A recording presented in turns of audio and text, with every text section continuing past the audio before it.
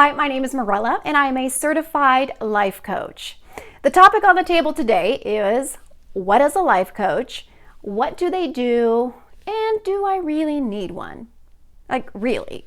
I know for me, my objective as a life coach is to meet with a client and help them achieve what they believe is possible for themselves. So I want you to imagine an ideal friend. Think about the qualities that make up a great friend. They are a great listener, let you speak without judgment, really try to understand you. They have compassion. They're a safe person to be with. They are truly in your corner. They have your back. They're there to encourage you and support you. And then I want you to think of a personal trainer at the gym. They're there to really understand your fitness goals, assess where you're at, find out what you want to look like, and then move you from point A to point B. Generally, they will have some short-term goals for you and some long-term goals for you.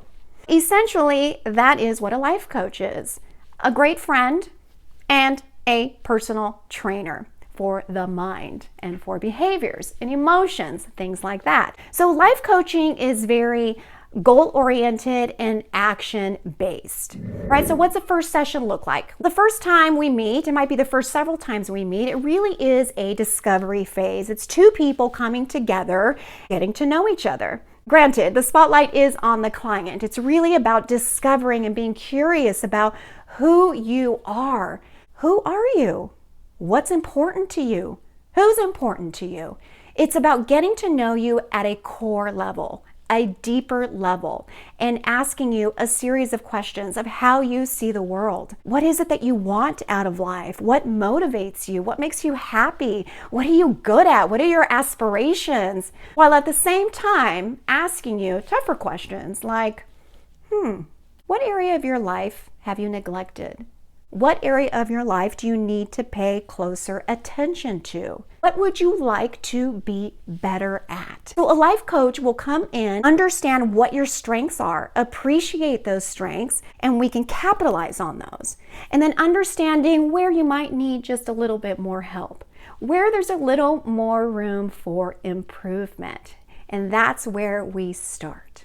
And you're probably saying, all right, well, I've got friends and family that'll do that. Like, why do I need to pay you?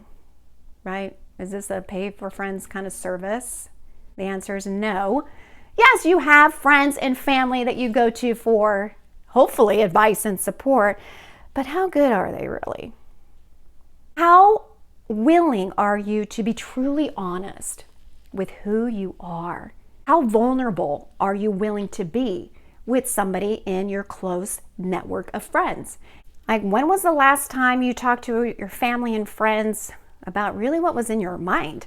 If we're honest, our mind and our hearts are a little dark sometimes. A life coach is trained to ask you the questions so you can come up with the answers that align with who you are and where you want to be, what you want your life to look like. So a life coach will never tell you what to do. And this is really important. We don't have all the answers. What we do have is the ability to ask the questions that'll get you thinking so you can come up with a strategic plan for yourself that we're now going to come on board with and support. Something to consider when you get advice from people: their advice is based on their model of the world, their point of view, the experiences that they've had that have shaped them to look at life the way they do here and now. That's important to recognize, because when somebody gives you advice, what they're really doing is showing you who they are, how they see things, which may or may not match up with who you are. It may not align with your own values, with what you want, what your priorities are, what your goals are. Unless that person really understands you at your core, it may not resonate with you, which is why it's hard for you to make that decision, to be on board with that piece of advice. A life coach will always go back to what it is that you want. Because once we know the target, the goal, then we can measure every decision we make by that standard.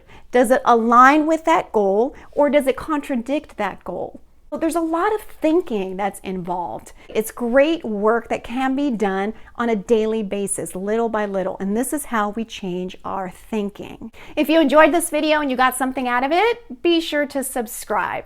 I'll be uploading videos weekly, life coaching strategies for everyday living.